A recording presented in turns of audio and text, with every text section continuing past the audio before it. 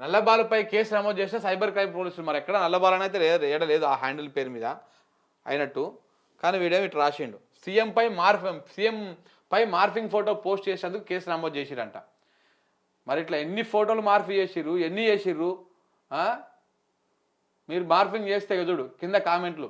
Police శాఖ మీకు చుట్టంగా మారిపోయింది. మీరు మార్ఫింగ్ చేస్తే కేసులు ఉండవు, కంప్లైంట్ చేస్తే పట్టించుకునుడు ఉండదు, పెట్టి ఏమి చేస్తారు వాటి సంగతి న్యాయస్థానంలో చూసుకుంటాము మేము, నీకోనైతే మాకోనైతే అని చెప్పి చెప్తా ఉన్నారు అనమాట. సో ఇట్లాంటివన్నీ సరే ఎన్ని కేసులు పెడతారో పెట్టుకుంటారు. కానీ అయితే నిన్న ఇంకో ముచ్చట కూడా చెప్తాం మిత్రులారా.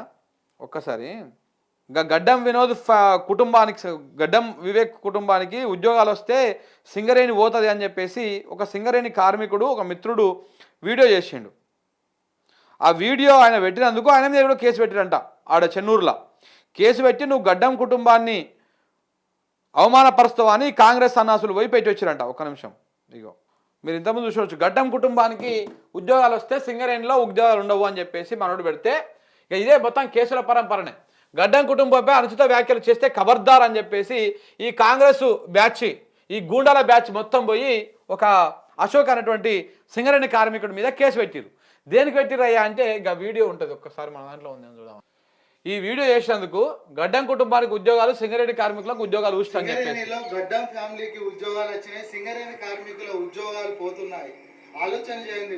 చెన్నూరు కాన్స్టిట్యున్సీలో ఉన్న మందమారి ఏరియాలో ఉన్న 2 బొగ్గు బ్లాకులు ప్రైవేటీకరణ అవుతున్నా ఇక్కడ స్థానికంగా ఉన్న ఎమ్మెల్యే గడ్డం వివేక్ గారు, గడ్డం వంశీ గారు, గారు ఎక్కడ ఉన్నారో బయటికి రాలి.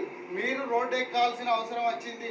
ఎందుకంటే మీరు ఏదో చేస్తారని ఇక్కడ ఉన్న ప్రజలు ఈడ గడ్డం కుటుంబానికి ఉద్యోగాలు వచ్చినాయి, మా ఉద్యోగాలు పోతున్నాయని ఒక సింగరేణి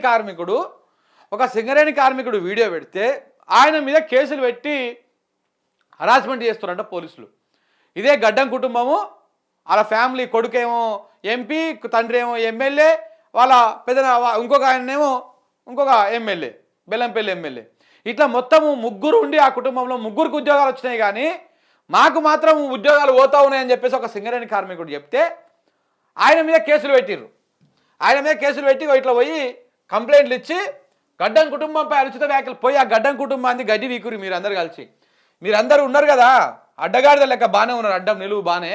మీరు అందరూ పోయి ఆ గడ్డం కుటుంబాన్ని గడ్డి వీకురిపోయి, నువ్వు సింగరేణి కుటుంబాల నుంచి వచ్చిన వాళ్ళు ఉంటారు నాకు తెలిసి. ఇలా కూడా ఆ ఉద్యోగాలు పోతే ఎంత బాధ ఉంటుందో, ఆ బొగ్గు గనులను ప్రైవేటీకరణ చేస్తే ఎంత బాధ ఉంటుందో ఒక పిల్లగాడు చెప్తే నువ్వు పోయి కేసులు పెట్టి అనుచిత వ్యాఖ్యలు చేస్తే ఖబర్దార్. ఏం చేస్తారా మీరు? ఖబర్దార్ అంటే ఏం చంపేస్తారా? ఇట్లా కేసులు పెట్టుడు, ఇట్లా బెదిరించుడు, రౌడీ లెక్క గూండాలు లెక్క ఎప్పుడు ఇట్లనే ఉండవు తమ్మి. తర్వాత నీ గడ్డం కుటుంబం ఓడిపోయినాక మళ్ళీ మీ కుక్కలు చింపేసేస్తారాకైతే మీ బతుకు. అట్లనే ఉండదు కదా. ఇట్లా ఈ కేసులు పెడితే భయపడతారు అనుకుంటే ఫోన్లు చేసి బెదిరిస్తూ ఉన్నారంట పాపం ఈయనకి. నిన్న నాకు ఫోన్ చేసిండు, ఫోన్లు చేసి బెదిరిస్తూ ఉన్నారు, నువ్వు ఎట్టట బయట తిరుగుతావు చూస్తాము, మొత్తం మాదే రాజ్యము, కాంగ్రెస్ వాళ్ళదే రాజ్యం, మొత్తం ఏడ చూసినా నిన్ను చంపేస్తాము నరికేస్తావు అన్నట్టుగా బెదిరిస్తూ ఉన్నారంట ఆయనని. ఈ బెదిరింపులు, ఈ కథ, ఈ కార్ఖానా ఇట్లా ఉందన్నమాట.